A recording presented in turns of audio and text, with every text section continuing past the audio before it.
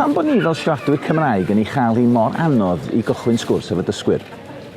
Dwi byth yn siŵr sut i ddechrau. Dwi'n eisiau gorfodi rhywun i siarad Cymraeg. Dwi wastad yn trio, ond weithiau mae'r sgwrs yn sychu fyny a dwi'n mynd i deimlo'n annifyr a dwi'n siŵr os dyn nhw'n dallt a... ie.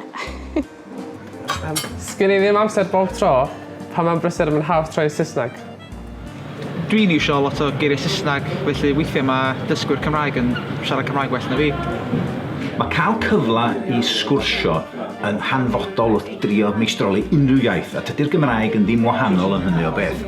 Felly, dyma chydig o tips i chi gyn dysgwyr dre sut fedrwch chi helpu.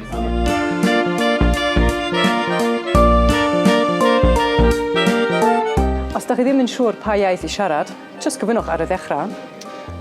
Da chi eisiau ymarfer Cymraeg efo fi heddiw? Achos da ni i gyd yn prysur iawn ac wedi blino gormod weithiau. Os da ni'n edrych yn blanc arnoch chi, peidiwch â rhoi fyny. Y ddwy rheol aer ydy... Arafu. Ac ailadrodd. Dim gorffen ein brawddegau bod da ni'n siarad yn araf. Siaradwch yn arafach, os gwelwch yn dda. Siaradiaeth bob dydd, syml.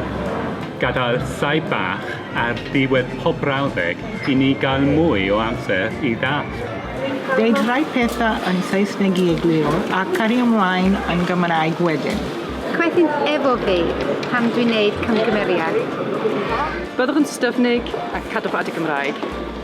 Dim cywiro gormod, please. Siarad yn glir, a tipyn bach mwy araf, a bod yn amyneddgar. Mae sgyrsio bach byr bob dydd yn rhoi lot o hyder. Yn y siop. Dros paent. Yn y stryd. Dros banad.